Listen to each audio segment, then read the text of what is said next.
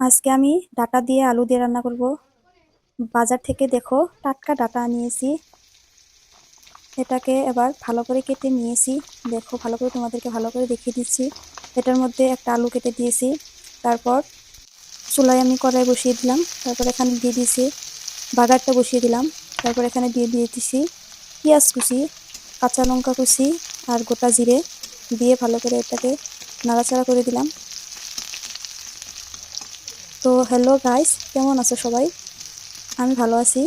আশা করি তোমরা সবাই ভালো আছো। প্লিজ আমাকে সাপোর্ট করো। আমি নতুন নতুন ভিডিও করছি, কোনো ভুল হলে আমাকে মাফ করে দিও। দেখো এখানে আমি দিয়ে দিলাম হলুদ গুঁড়ো, লবণ, তারপর এখানে দিয়ে দিলাম জিরে গুঁড়ো, তারপর দিয়ে দিলাম ধনে গুঁড়ো, তারপর এখানে দিয়ে দিলাম লঙ্কা গুঁড়ো, শুকনো লঙ্কা। তারপর এটাকে আমি ডাটাতে রেডি হয়ে যাওয়ার পর এটাকে ঢেলে দিলাম। ঢেলে দিয়ে এটাকে ভালো করে নাড়াচাড়া করে নেব। এইদিকে আমার বড় মশাই বসে আছে ভাত খাবে। এটাকে আমি জলদি করে বানিয়ে নিচ্ছি। মশলাগুলো ভালো করে মিক্স করে এবার আমি এটার মধ্যে অল্প পরিমাণ জল দিয়ে এটা কষানোর জন্য ঢেকে রেখে দেব।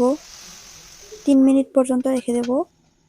আমি ওইদিকে সবজি করছি, এদিকে দেখো মা ভর্তা বানিয়েছে। তিল দিয়ে আর কি কি দিয়ে ভর্তা বানিয়েছে, অনেক টেস্টি হয়েছিল। তোমরা যদি রেসিপি চাও অবশ্যই জানিও। দেখো আমি ঢাকনাটা খুলে নিলাম।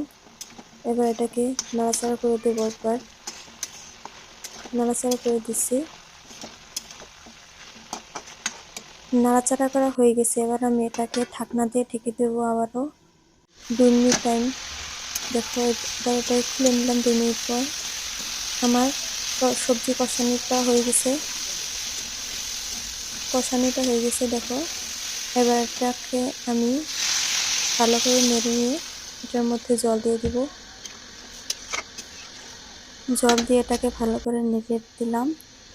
এবার এটাকে আমি যেই ডাটা রাঁধছি সেই ডাটার শাকগুলো আমি আলাদা করে রেখে দিয়েছি, এটাকে ভাজবো সেই জন্যে। দেখো আমার তরকারিটার মধ্যে আমি মাছ দিয়ে দিয়েছি। আমি মাছটা আগেই কষিয়ে রেখেছিলাম, ফ্রিজে রেখে দিয়েছিলাম। ওটাকে বের করে নিয়ে আমি তরকারির মধ্যে দিয়ে দিয়েছি। আমার সবজিটা প্রায় হয়ে এসেছে।